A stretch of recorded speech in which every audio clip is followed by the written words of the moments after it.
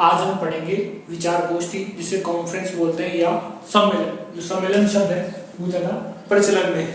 ठीक है, इसका जो परिचय देखते हैं। सन 1920 से सम्मेलन का जो प्रयोग है सामाजिक और राजनीतिक समस्याओं के हल के लिए, यानी जो इसमें जो समस्या आती है अंतर्राष्ट्रीय स्तर पर, ठीक है, आपको निरपेक्ष जो सम्मेलन है वो होने लगे, ठीक है, साथ वाले जो सदस्य हैं वो वाले जो सम्मेलन होने लगे, राजनीतिक दलों के सम्मेलन होने लगे। तो वो सब क्या है, जितनी भी सामाजिक और राजनीतिक समस्या है उनके हल के लिए ही इसका आयोजन किया जाने लगा था। फिर 1930 से देखो शिक्षा के क्षेत्र में अनुसंधान और मूल्यांकन के लिए, यानी जो नवाचार आ रहे हैं, ठीक है, उसके लिए रिसर्च और उसके मूल्यांकन यानी एवोल्यूशन के लिए क्या है, सम्मेलन का प्रयोग किया जाने लगा। फिर 1950 से शिक्षा के क्षेत्र में प्रजातांत्रिक गुणों को विकास, यानी जो छात्र है, अध्यापक है, उनके अंदर क्या हो, प्रजातांत्रिक जो गुण है उनका विकास हो, इसलिए जो सम्मेलन का आयोजन किया जाने लगा। कोई समस्या है उसके ऊपर एक सम्मेलन का आयोजन करके उस समस्या का हल निकाल दिया जाता है। वर्तमान समय में देखो सामाजिक, राजनीतिक और शिक्षा के साथ साथ आजकल धार्मिक क्षेत्र में भी क्या होने लगे हैं, सम्मेलन होने लगे। यानी धर्म में जो सुधार करने हैं उसके लिए भी सम्मेलन का आयोजन किया जाता है। ठीक है, सम्मेलन का जो अर्थ है उसके अंदर देखिए मीनिंग ऑफ कॉन्फ्रेंस। इसमें देखो सम्मेलन किसी न किसी संगठन, ये क्या है, किसी न किसी संगठन द्वारा आयोजित किया जाता है, विशेष व्यक्तियों की क्या है सभा है। यानी सम्मेलन में वो एक संगठन होता है, उसके द्वारा कोई विशेष जो व्यक्ति होते हैं उनकी क्या है ये सभा है, जिनमें किन्हीं निश्चित समस्याओं, यानी उन्होंने पहले से जो तय कर रखी समस्या, ठीक है, निश्चित कर की समस्याओं के संदर्भ में निश्चित समय में किसी निष्कर्ष यानी हल पर पहुंचा जाता है। यानी उनका समय भी क्या होता है, निश्चित होता है।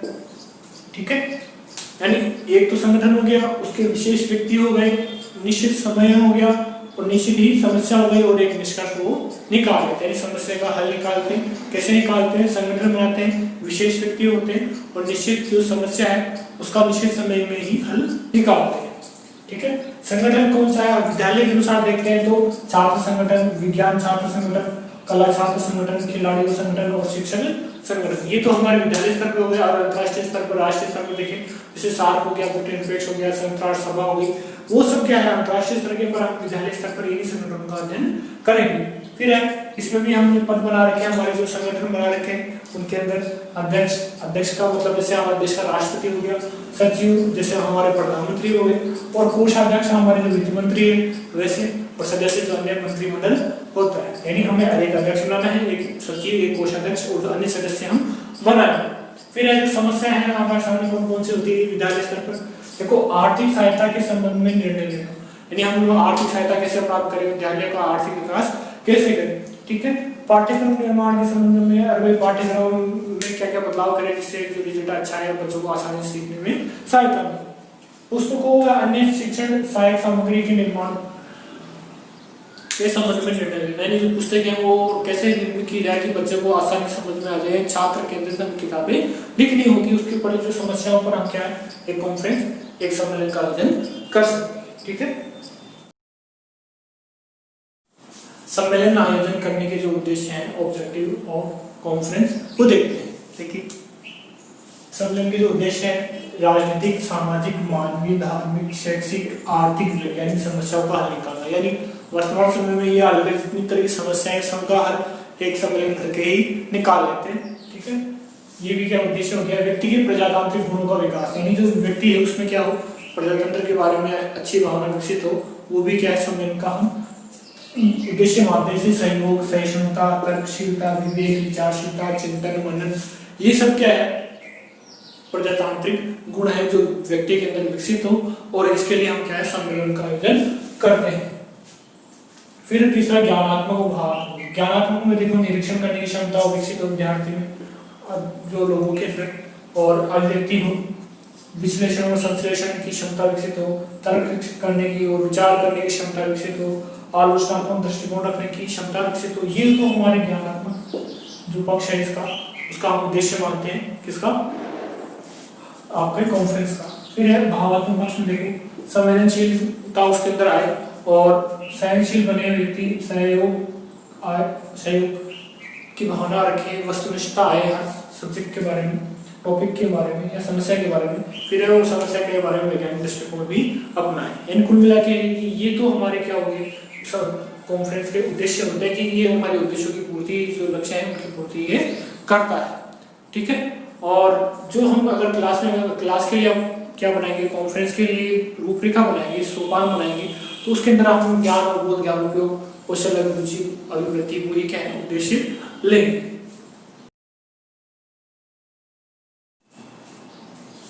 अब हम जो सम्मेलन है उसका क्रियान्वयन कैसे किया जाता है उसके बारे में अध्ययन करते हैं।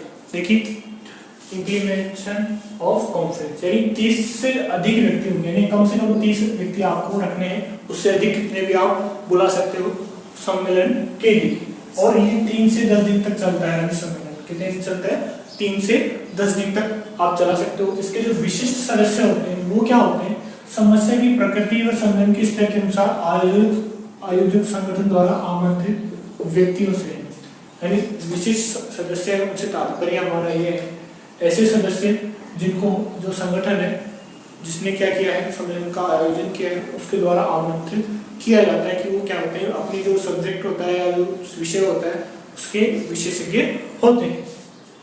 फिर जो विशेषज्ञ है वो विशेष ज्ञान वाले जो व्यक्ति हैं उनको भी बुलाया जाता है। फिर अध्यक्ष वो है दिशा निर्देशन देता है कि इस कार्यक्रम को, ये जो सम्मेलन है आपका, इसको इस अनुसार करना है, कितने दिन चलाना है, कैसे कैसे किस किस को बुलाना है, वो सब वो दिशा निर्देश देता है। फिर इसके जो चरण है, 4 चरण है, नाम से पता लग रहा है क्या होगा इसके अंदर। देखो, आमंत्रण व पंजीकरण, सम्मेलन का आरंभ करना, विचार विमर्श करना और समापन, इन सबको हम डिटेल्स में पढ़ते हैं। कॉन्फ्रेंस के जो क्रियान्वयन के चरण है वो देखिए, पहला है आमंत्रण व पंजीकरण, ठीक है। हम नाम से पता लग रहा है कि हम उनको बुलाएंगे और उनका पंजीकरण करेंगे, इनविटेशन एंड रजिस्ट्रेशन। देखो, जो आयोजक संगठन है वो क्या बोलेगा, जो विशेष सदस्य है और विशेषज्ञ है उनको क्या करेगा, आमंत्रित करेगा। यानी जो विशेष सदस्य है भाई साहब जी उनको बुलाना जरूरी है तो उनको बुलाना ही पड़ेगा। विशेषज्ञ है जो है उस विषय की या समस्या के ऊपर क्या है पूरी जानकारी रखते हैं, उन दोनों को हम बुलाएंगे। फिर सदस्य जो जितने भी आ गए, चाहे विशिष्ट हो या विशेषज्ञ, उनका हम क्या करेंगे, पंजीकरण करेंगे। क्या नेक्स्ट, हम केवल सदस्यों का पंजीकरण करेंगे, विशेषज्ञ को केवल अपना विचार देने हैं। सदस्यों को हम पंजीकरण करेंगे ताकि उनको फिर प्रमाण पत्र बांटने के लिए काम आ जाएंगे। फिर है समय सीमा, यानी जो समय सीमा या टाइम टेबल हम देंगे कि इस सत्र में हम ये कार्य करेंगे, या फिर इस दिन ये काम करेंगे, इस दिन ये काम करेंगे, या फिर इस जो पूरे दिन का एक शेड्यूल होगा, 3 घंटे ये काम करेंगे, 2 घंटे ये काम करेंगे, लंच का टाइम ये होगा, डिनर का टाइम ये होगा, पूरा समय सीमा निर्धारित करेंगे। यानी कार्यक्रम के समय का विवरण पंजीकृत सदस्य को हम देंगे। यानी जो हमारे पंजीकृत सदस्य हैं उनको हम टाइम टेबल देंगे, उनका रजिस्ट्रेशन करेंगे या फिर उनको आईडी कार्ड भी प्रोवाइड करा सकते हैं। फिर सम्मेलन का आरंभ, इनिग्रेशन ऑफ कॉन्फ्रेंस, यानी पहले दिन हम क्या करेंगे, उद्घाटन सत्र का आयोजन करेंगे। सबसे पहले उद्घाटन सत्र का आयोजन किया, तो बुला लिया भाई, इनके बारे में ये जानकारी दे दी कि ये हमारे अध्यक्ष है, ये सचिव महोदय है, ये हमारे सदस्य हैं और ये हमारे विशेषज्ञ हैं, उनका परिचय दे दिया। फिर उद्देश्य की जानकारी सबको एक जगह बिठा के इकट्ठा करके हमारे जो उद्देश्य है सम्मेलन को आयोजित करने के, हम उद्देश्य बताएंगे उनको। और एक हमारे जो अध्यक्ष है, अध्यक्ष आप अध्यक्षता करेंगे और पूरा नियंत्रण करेंगे और आप अपने कार्यक्रम के बारे में पूरी जानकारी वो देंगे कि हम सम्मेलन के बारे में पूरी आपको जानकारी मिल पाएगी अध्यक्ष के संबोधन से। फिर है प्रपत्र पत्रिक, जितने भी प्रतिभागी हैं उनसे हम एक प्रपत्र एकत्र करवाएंगे कि भाई अपना अपना प्रपत्र भर के हमें दो, यानी फॉर्म फिलिंग के लिए उनको दे देंगे कागज। फिर है समूह बंटवारा समस्या के आधार पर, यानी जो हमारी समस्या है उसके आधार पर अलग अलग समूह हम बना देंगे।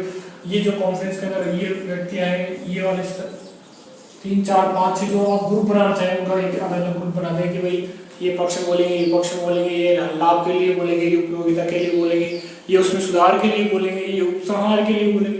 यानी अलग अलग उनका जो समस्या है आपकी उसके अनुसार अलग अलग समूह में आप उसको बांट देंगे ताकि वो अच्छी तरह विचार विमर्श कर पाए। ठीक है, सम्मेलन है, ठीक है, कॉन्फ्रेंस है, उसका जो क्रियान्वयन की चरण है तीसरा है वो है विचार विमर्श करना, यानी डिस्कशन करेंगे ठीक है। इसके अंदर देखो जितने भी सदस्य आए हैं, जो भी हमने बुकिंग लोगों को बुलाया है विचार विमर्श करेंगे सम्मेलन के लिए, उनके अलग अलग हम क्या बनाएंगे, समूह बना देंगे। भाई तुम्हारे लिए अलग अलग समूह बना दिए। फिर प्रत्येक समूह के लिए एक संचालक नियुक्त कर दिया जो व्यवस्था को सुचारू बना के रखेगा। वही आपस में ज्यादा जो लिमिट है उसको क्रॉस नहीं करेंगे। फिर है प्रपत्र पढ़ना, यानी हमने जो प्रपत्र दिया पढ़ने के लिए, ठीक है, उनसे फॉर्म दिया था, फॉर्म फिलिंग के अंदर उनको पेपर रीडिंग के लिए अब बोला जाएगा कि हम आपने जो प्रपत्र पढ़ा है, ठीक है, जो पेपर आपको दिया गया था शुरुआत के अंदर फॉर्म दिया था, उसके अंदर जो समस्या है उसके बारे में आपको लिखना था, आपने उसको लिख दिया और आप उसको अब पढ़िए, यानी हमारे समक्ष प्रस्तुत कीजिए। यानी जो अलग अलग समूह है, हर समूह के अंदर अलग अलग ग्रुप के अंदर लोग बैठे हैं और उनके अंदर अलग अलग पेपर रीडिंग होगी। फिर वो वापस में जो पेपर रीडिंग कर लेंगे, तो पेपर रीडिंग करने के बाद उनमें विचार विमर्श करेंगे, ठीक है, वो डिस्कशन करेंगे।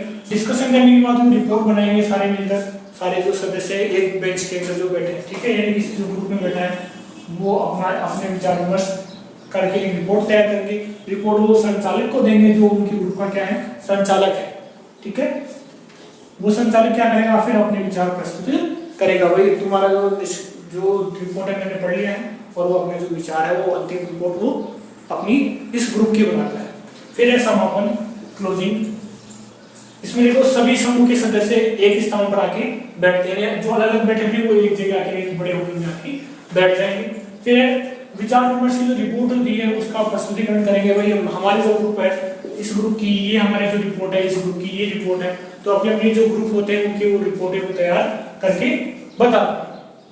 फिर जो सदस्य और विशेषज्ञ हैं वो अपनी प्रतिक्रिया देते हैं किसके ऊपर, जो इन ग्रुपों की जो रिपोर्ट है उनके ऊपर वो अपनी क्या देते हैं, विशेषज्ञ और सदस्य प्रतिक्रिया देते हैं, रिपोर्ट में सुधार के लिए बता देते हैं कि भाई तुम्हारी रिपोर्ट में ये कमी लगी, इसको सुधार दो। फिर इसके बाद ये अंतिम रिपोर्ट तैयार करते हैं। भाई ये जो लास्ट रिपोर्ट है वो देखिए, वही अंतिम रिपोर्ट क्या होती है, हमारे समस्या का हल होती है, उपलब्धि होती है, ठीक है। और ये जो विचार विमर्श वाला जो ऊपर वाला जो टॉपिक है उसके अंदर ये रहता है कि जितना अगर आप 10 दिन के लिए आपको जो कॉन्फ्रेंस है, सम्मेलन का आयोजन कर रहे हैं, तो 10 दिन के हिसाब से ये विचार विमर्श करते रहते हैं, 9वें दिन तक कर रहे हैं, 10वें दिन के लिए ये अपना समापन करने के लिए तैयार होते हैं, ठीक है। समय में जितना समय उनको दिया जाता है उसके अनुसार वो विचार विमर्श करते हैं। फिर आगामी सम्मेलन है वो कब आयोजित किया जाएगा उसका समय देते हैं। अब 6 महीने बाद आयोजित होगा, अगले साल जो टॉपिक है वो पहले ही दे देते हैं कि इस टॉपिक पे आप तैयारी कर लेना साल भर के लिए। फिर संगठन का चुनाव भी कर लेते हैं, सारे सदस्य इकट्ठे करें, जो हमारे जो अध्यक्ष साहब है, जो सचिव है और जो कोषाध्यक्ष है, इन तीनों का चुनाव हम कर लेते हैं। एक तो राष्ट्रपति हो गया, एक प्रधानमंत्री हो गया, एक वित्त मंत्री, और तीनों का चुनाव कर लेते हैं। फिर अंत में प्रमाण पत्र का वितरण करते हैं। जो भी सदस्य हैं, जो भी हमारे अध्यक्ष हैं, वो अध्यक्ष साहब प्रमाण पत्र में साइन करते हैं और एक प्रमाण पत्र लिख देते हैं कि समस्या थी, इसका पिताजी का नाम ये है, उन्होंने इस समस्या को प्रभाव सम्मेलन में लिया। फिर रिपोर्ट का प्रसारण, जो अंतिम रिपोर्ट आई है ये वाली, ठीक है, इस रिपोर्ट का अंतिम को प्रसारण कर देते हैं, अखबारों में छपा दिया, टीवी पे निकलवा दिया, प्रेस कॉन्फ्रेंस करवा दी, वो सब इसमें आ जाता है, ठीक है। विचार गोष्ठी, सम्मेलन या फिर कॉन्फ्रेंस है, उसकी जो विशेषताएं हैं वो देख लेते हैं। देखिए, कैरेक्टरिस्टिक्स ऑफ कॉन्फ्रेंस है प्रजातंत्रीय जो गुणों का विकास, यानी हमने उद्देश्य भी बताया, उद्देश्य में भी पढ़ लिया इसको। जो प्रजातांत्रिक जो गुण है उनका विकास किससे होगा, सम्मेलन करने से ही होता है। समस्या और प्रकरण का रुचियुक्त हल, यानी कोई प्रकरण हमने बच्चों को दे दिया, ठीक है, उसके ऊपर उन्होंने सम्मेलन का आयोजन करवा लिया हमने, तो उससे क्या होता है कि बच्चों में खुद वो उसका हल निकाल रहे हैं, आपसी विचार विमर्श से वो समस्या का हल निकालेंगे, तो वो क्या रुचियुक्त हो जाता है, उनके लिए इंटरेस्टिंग हो जाता है, वो उदासीन नहीं होता उसके प्रति। फिर है तीसरा, सामूहिक निर्णय क्षमता विकसित, यानी अपना जो निर्णय है वो तो ले रहे हैं, पर जो दूसरों का निर्णय आ रहा है उसको भी वो एक्सेप्ट करने की क्षमता उनके अंदर विकसित होती है, यानी सामूहिक रूप से वो एक निर्णय ले पाते हैं, ठीक है। इससे सामाजिक जो विकास है वो अच्छा होता है उनका। फिर सूक्ष्म अवलोकन व निरीक्षण, यानी समस्या के प्रति बारीक से बारीक जो कमियां हैं या फिर समस्या की जो बारीक से बारीक जो कुछ चीजें होती है जो ऊपर बारीक तौर पर हमें दिखाई नहीं देती, पर सामूहिक रूप से हम जब पढ़ते हैं तो प्रत्येक व्यक्ति को अलग अलग चीज दिखाई देती है। यानी कोई चीज, एक फोटो है, फोटो के अंदर किसी को पहाड़ दिखेंगे, किसी को चेहरा दिखेगा, किसी को पानी दिखेगा, किसी को नदी दिखेगी, किसी को चिड़िया दिखेगी, चिड़िया दिखेगी। यानी उसके अलग अलग हमें क्या मिलेंगे, एक ही तस्वीर के अलग अलग जैसे निष्कर्ष निकलते हैं कि भाई किसने क्या देखा, वैसे ही कोई समस्या है तो उसका सूक्ष्म अवलोकन और निरीक्षण हम कर पाते हैं सामूहिक निर्णय सम्मेलन के कारण। फिर है सामाजिक उत्थान की ओर। भाई अगर सामूहिक रूप से सब काम कर रहे हैं तो उसमें सहयोग की भावना विकसित होगी और वो सामाजिक उत्थान की ओर कार्य करने लग जाएगा। फिर आत्मसम्मान की भावना का विकास होता है। यानी भाई आपने जो निष्कर्ष निकाला या आपने जो विचार विमर्श किया उससे व्यक्ति के अंदर क्या होता है कि अभी मेरा जो निर्णय है अच्छा रहा, तो उसमें क्या होता है आत्मविश्वास जागृत हो जाता है।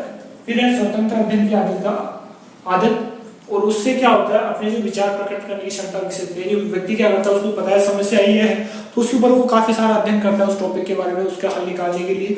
तो उसमें अलग से स्वाध्याय की प्रवृत्ति जाग जाती है और अपने विचार वो है जो पढ़ने के बाद उसका हल निकालने के लिए जो विचार उसके मस्तिष्क में आए हैं उनको प्रकट करने की क्षमता को विकसित कर पाता है। फिर है ज्ञानात्मक और भावात्मक पक्ष का विकास। ज्ञानात्मक और भावात्मक पक्ष हमने जो उद्देश्य है उसके अंदर देखिए भाई ज्ञानात्मक और भावात्मक पक्ष का भी विकास व्यक्ति का होता है। फिर है शिक्षार्थियों की पाठ्य सहगामी क्रियाओं में रुचि। यानी जो विद्यार्थी है अगर वो उनको बताए कि इस समस्या का हल ऐसा हो रहा है तो वो क्या करेंगे, भाई कक्षा में पढ़ने के अलावा जो सम्मेलन है उसके आयोजन में भी भाग लेने की कोशिश करेंगे। अलग अलग समस्याओं के अलग अलग सम्मेलन कहाँ जहाँ भी होंगे तो विद्यार्थी उन सम्मेलनों में भाग लेने की उनके अंदर रुचि जागृत होगी। फिर है सहिष्णुता व सहनशीलता। यानी अपनी जो दूसरों को सुनने की जो क्षमता है, दूसरे के जो कष्ट है उनको देखने और अपने कष्टों को छिपाने की क्षमता उनमें विकसित हो जाएगी। यानी कोई दूसरा बोल रहा है तो उसके अंदर विद्यार्थी के अंदर सुनने की आदत हो जाएगी, भाई दूसरा बोल रहा तो मैं उसकी बात सुनूं। और उसके अंदर सहिष्णुता यानी दूसरे व्यक्ति को अगर उसको कष्ट लग रही है दूसरे की बातें, इनको व्यक्ति आलोचना कर रहा है तो हम उस आलोचना को भी सहन कर जाए। ठीक है, ये सब विकसित होती है केवल आपके सम्मेलन से। विचार गोष्ठी है, सम्मेलन है, कॉन्फ्रेंस है, उसकी जो सीमाएं हैं, लिमिटेशन है, जो दोष है, ठीक है, अवगुण है, वो देखिए। प्रतिभागी सदस्यों की जो व्यवस्था है वो संख्या है उसका निर्धारण नहीं होता है। यानी जो सदस्यों की व्यवस्था कैसे करें, भाई किसको कैसे बुलाए, कोई नाराज नहीं हो जाए बुलाने के अंदर ही, ठीक है। उनकी जो संख्या है वो निश्चित नहीं हो पाती, कई बार अत्यधिक भीड़ रहती है, कई बार कुछ कोई भी नहीं आता, कई बार सम्मेलन खाली ही रह जाता है। कुछ ही सदस्य सक्रिय होते हैं, बाकी तो बस हमें नाश्ता पानी करने आए हैं, खा पी के लेके जाएंगे, घूमने आए हैं। कुछ ही सदस्य सक्रिय होकर कार्य करते हैं। क्रियात्मक पक्ष क्या होती है, अवहेलना होती है। यानी सारे ज्ञानी व्यक्ति आते हैं तो केवल ज्ञानात्मक पक्ष का ही वो ध्यान रखते हैं। फिर जो विचार विमर्श है, कई बार क्या है वाद विवाद हो जाता है, वही ये जो विचार है वो गलत है तो वो अपना जो विवाद है वो स्टार्ट कर देते हैं, वो बोलता है मेरा, यानी आपसे झगड़ा बढ़ जाता है, वाद विवाद की स्थिति हो जाती है। सफलता का मूल्यांकन है वो काफी कठिन होता है, कि जरूरी नहीं कि हमने जो समय सीमा निर्धारित की उसके अंदर जो हमारा जो हल है वो आ गया है और उसका जो मूल्यांकन हम किसी प्रकार करें, यानी हमें तो समस्या का हल ही नहीं पता तो हम उसका मूल्यांकन कहाँ से करें।